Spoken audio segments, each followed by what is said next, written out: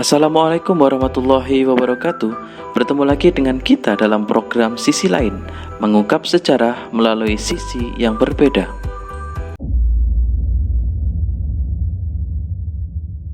Setelah bangsa Indonesia memproklamasikan kemerdekaannya tepat pada 17 Agustus tahun 1945, maka hal tersebut menandai bahwa rakyat Indonesia tidak mau lagi dijajah oleh bangsa lain manapun, tidak terkecuali oleh Belanda yang datang kembali dengan cara membonceng sekutu, di mana kedatangan Belanda bertujuan menguasai kembali Indonesia menjadi tanah jajahannya. Rakyat Indonesia yang kala itu telah bertekad kuat untuk mempertahankan kemerdekaan yang telah diproklamasikannya, berjuang dengan sekuat tenaga baik melalui pertempuran fisik maupun jalan diplomasi. Pada periode 1945 sampai 1949 dalam sejarah Indonesia dikenal dengan nama masa revolusi fisik. Selain melalui jalan militer, jalan diplomasi juga dilakukan dalam rangka untuk tetap mempertahankan kemerdekaan Indonesia, seperti perundingan Linggarjati, Renville, dan juga KMP. Selain berunding dengan Belanda, pemerintah Indonesia juga melakukan diplomasi dengan negara-negara lain untuk mendapatkan dukungan internasional, salah satunya dengan negara India. Dalam Konvensi Montevideo tahun 1933 tentang persyaratan konstitutif mengenai berdirinya sebuah negara, maka Indonesia telah sah menjadi negara yang merdeka dan berdaulat karena telah memenuhi syarat yang ditentukan, di antaranya memiliki penduduk, memiliki wilayah, dan adanya pemerintahan. Namun selain syarat di atas, Indonesia juga harus mendapatkan pengakuan dari negara lain atas kemerdekaan yang diproklamasikannya, yang dikenal dengan unsur deklaratif, baik itu secara de facto maupun de jure.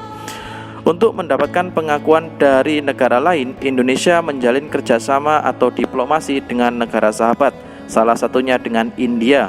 Sebelum ada nama Indonesia, antara kedua negara sebenarnya telah menjalin kerjasama yang telah berlangsung sejak masa Hindu-Buddha, yang kemudian terputus setelah kedua bangsa tersebut menjadi tanah jajahan dari bangsa-bangsa Eropa.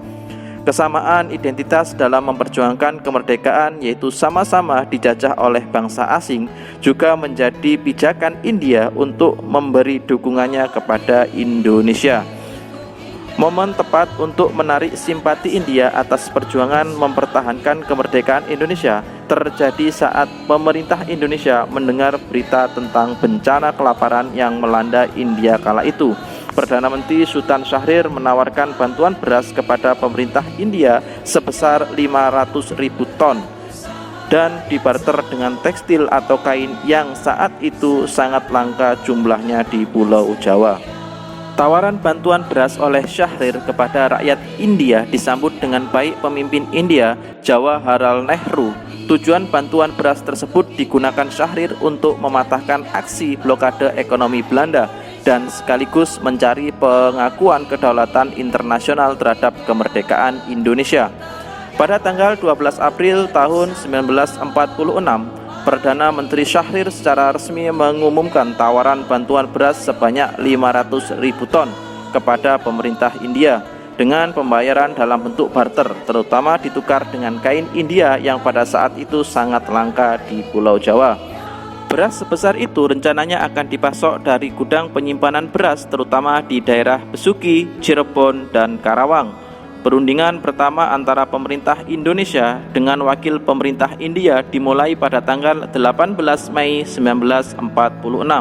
Setelah melalui beberapa kali perundingan, akhirnya kedua belah pihak sepakat untuk menandatangani dan bertukar nota perjanjian yang menandakan perundingan pengiriman beras telah berhasil.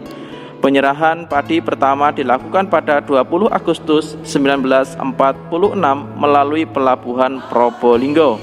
Pengiriman beras ke India menunjukkan kekuasaan de facto Republik terhadap wilayah-wilayah yang dikuasai oleh pemerintah.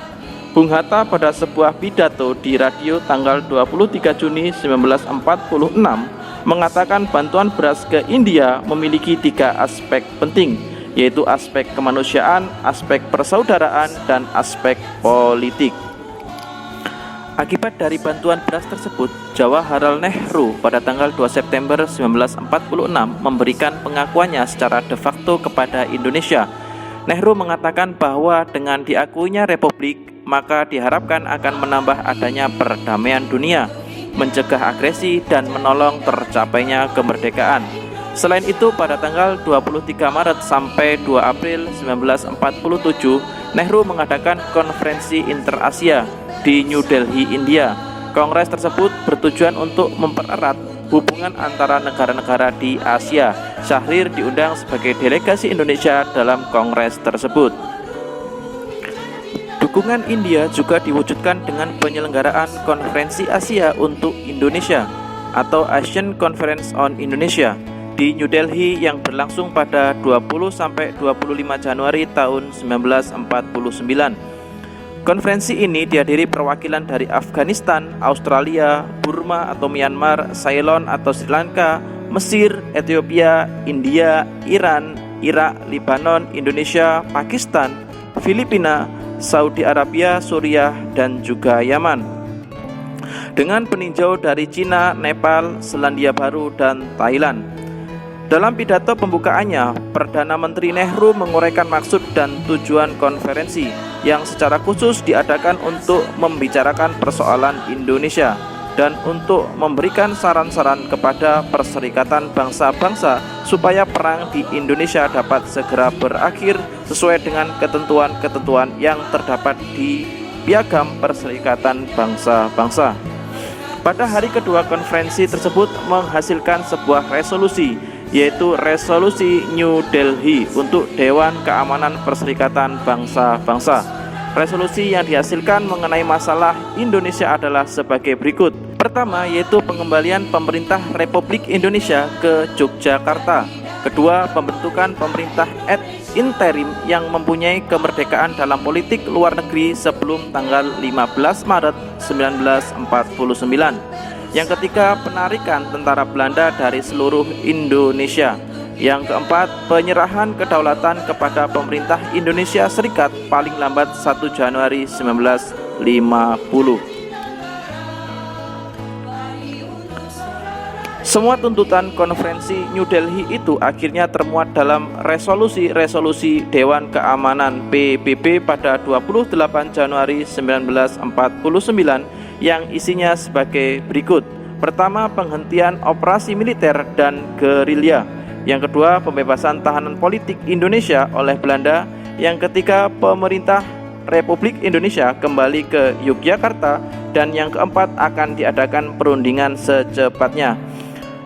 Dampak konferensi Asia di New Delhi berdampak pada semakin banyaknya dukungan internasional terhadap Indonesia untuk mempertahankan kemerdekaannya. Dukungan moral dan usaha-usaha India di forum internasional secara tidak langsung memberikan pengaruh yang besar bagi perjuangan diplomasi Indonesia di dunia internasional. Itulah tadi sisi lain dari usaha pemerintah Indonesia untuk mendapatkan dukungan internasional dalam mempertahankan kemerdekaan Indonesia. Semoga video ini bermanfaat dan sampai jumpa lagi di video sisi lain berikutnya. Terima kasih.